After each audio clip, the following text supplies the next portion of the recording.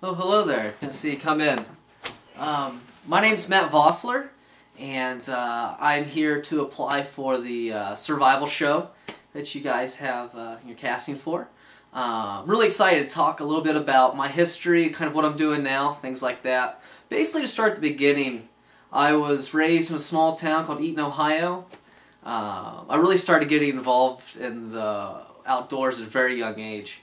I guess I was a little too hyperactive. My parents just kind of kicked me outdoors a lot, which involved me playing mostly in my woods, around the ponds, creeks and things like that, doing what I now know as survival. Back then building forts, or down to building debris huts. So I really started getting into hunting and fishing when I was really young. When I was about 12 years old, I wanted to join the Boy Scouts, and that just wasn't an option for where I was at. And so my dad asked why I wanted to join the Boy Scouts. I said, well, I want to learn survival skills. I want to learn how to shoot bow and arrows and make bow and arrows and do all this stuff. He goes, well, we can do that here. And so he got me the 1978 Army Survival book, and then also a Navy SEALs survival book, because apparently that's what I was going to be doing. So I quickly learned that that's really good if you're lost in Vietnam, or if you have an AK-47, there's polar bears coming out after you. Apparently their livers have too much vitamin A to eat. So I quickly kind of progressed and started looking at kind of some more contemporary survival books and started really practicing a lot of the stuff at home. And most of my friends, oddly enough, were not into sleeping out on the dirt with bugs and rocks and things. So I did my first solo camp when I was 12 years old. Pretty much just went out in my woods with a hatchet and some matches and some beef jerky, and it was middle of December. My dad thought I was crazy, and he may have been right, but I got through the night. It was really nice. I actually had this kind of old stone bridge back my property where I built a fire and got it nice and warm, and got through the night, and it was middle of December. It was cold and it was great, and so from there I started getting into other outdoor activities. I really got into rock climbing when I was about 16 years old, because I thought that's what you did on Mount Everest, and I really want to climb Mount Everest. And apparently there's a difference there, which I've learned now. But when I went to college at Ohio University after high school, I was pre-med for 2 years, gave it a valiant effort, a lot of fun. Organic chemistry was kind of a challenge, but I worked at the climbing wall, and all of my friends were this major called Outdoor Education and Camping, or Adventure Recreation. And I thought, well, you know, I can give that a try. That's something I can be good at. I was already working for the Outdoor Pursuits program, where I was teaching backpacking and climbing courses, and I started a survival program for them. I actually took a bunch of survival manuals from like Bradford Anger and Morsh Kanoski and a bunch of other folks, and put together like a 200-page survival manual with all the kind of highlights from all the other books. Tom Brown included all of those, and I used that. And I actually got to teach the undergraduate survival course for 2 years, which was really fun. That's when Cody Lundine's first book came out, 98.6 Degrees, and I taught all about the psychology of survival, and Lawrence Gonzalez's book, Deep Survival, came out, and was really into that. And a big part of our program was taking people out and actually showing them how to start fires with bow drills, make cordage, and do all this stuff. After college, I got an opportunity to actually go to a 9-day intensive survival course with Cody Lundine out in Arizona. He has the Aboriginal Living Skills School. So I did that and really got to refine a lot of my skills. I learned from him. He was a great instructor and really cool area. So I came back and I was doing my internship for Five Rivers Metro Parks, which is a Metro Parks agency in Dayton, Ohio.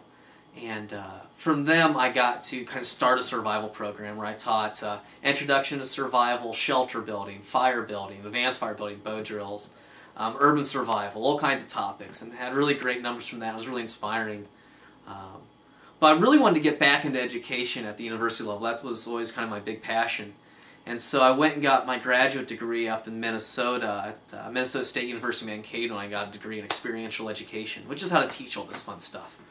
And while I was there, I started reading, got to really get involved in literature a lot, and did my thesis on survival philosophies and methodologies, and kind of did a study method where I contacted a lot of the greats in our field, and got to talk with them.